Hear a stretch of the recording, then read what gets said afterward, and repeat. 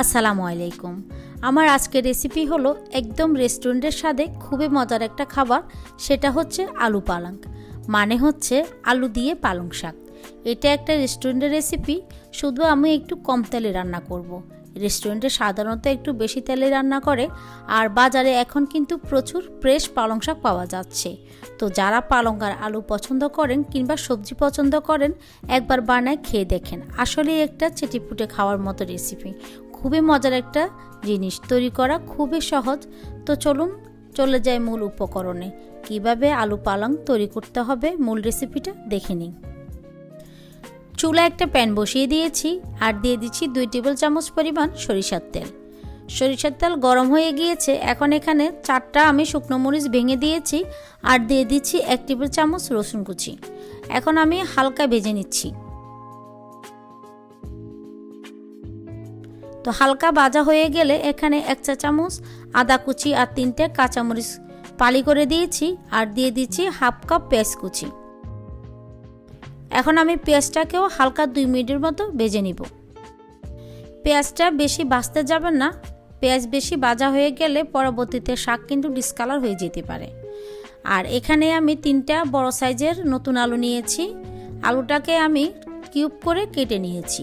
দিয়ে দিচ্ছি অল্প পরিমাণে লবণ আর দিয়ে দিচ্ছি হাফ চা চামচ হলুদ গুঁড়া।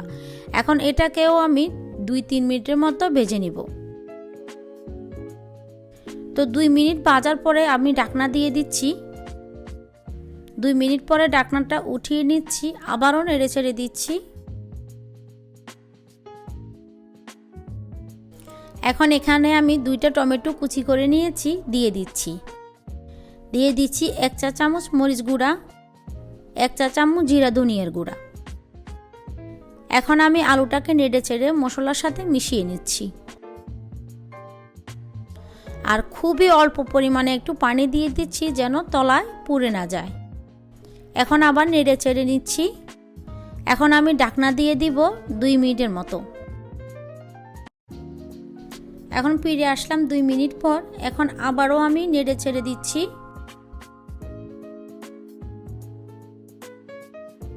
এখন এখানে 1 চা চামচ চিলি ফ্লেক্স দিয়ে দিচ্ছি।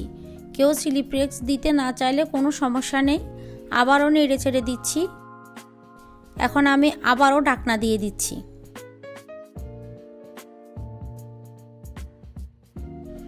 আলুটা আমি আবারও নেড়ে ছেড়ে দিচ্ছি। আলুটা কিন্তু আমার সিদ্ধ হয়ে গিয়েছে। আমি আলুতে কিন্তু পানি ব্যবহার করিনি, খুবই অল্প আছে আলুটাকে আমি সিদ্ধ করে নিয়েছি। আর এখানে আমি 2 আটি পালং শাক নিয়েছি। পালং শাকটাকে ছোট ছোট টুকরো করে আমি পানিতে ধুয়ে পরিষ্কার করে নিয়েছি। এখন সম্পূর্ণ শাকটা আমি দিয়ে দিয়েছি। এখন নেড়ে ছেড়ে আলুর সাথে মিশিয়ে নিচ্ছি। এখন চুলার আঁচটা আমি বাড়িয়ে দিয়ে 1 মিনিটের মতো ঢাকনা দিয়ে রান্না করে নিব। তো ফিরে আসলাম 1 মিনিট পর, আবারও নেড়ে ছেড়ে নিতে হবে।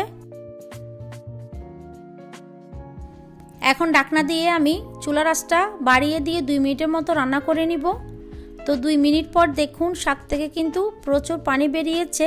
এই পানিতেই কিন্তু পালং শাকটা খুব সুন্দরভাবে রান্না হয়ে যাবে। এখন আমি আবারও ঢাকনা দিয়ে দিচ্ছি। তো 2 মিনিটের পর আমি ঢাকনাটা উঠিয়ে নিচ্ছি। দেখুন মোটামুটি শাকের পানিটা শুকিয়ে এসেছে আর শাকটাও কিন্তু রান্না হয়ে গিয়েছে।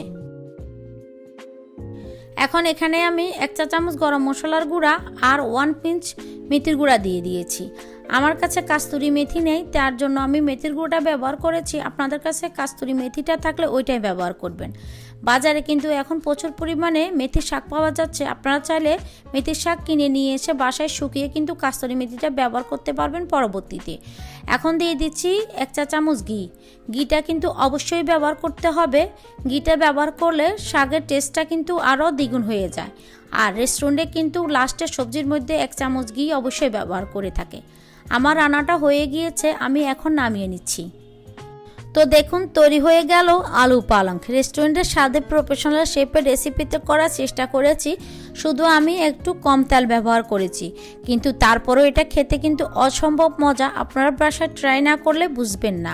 এটা রুটি পরোটা ভাতের সাথে অসাধারণ লাগে খেতে।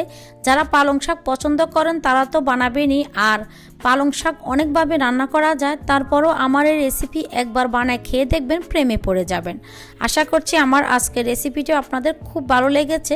ভালো লাগলে প্লিজ প্রথমে একটা লাইক দিয়ে দিবেন, আর আমার চ্যানেলের পাশেই থাকবেন। সবাই অনেক বেশি ভালো থাকবেন, সুস্থ থাকবেন। আল্লাহ হাফেজ।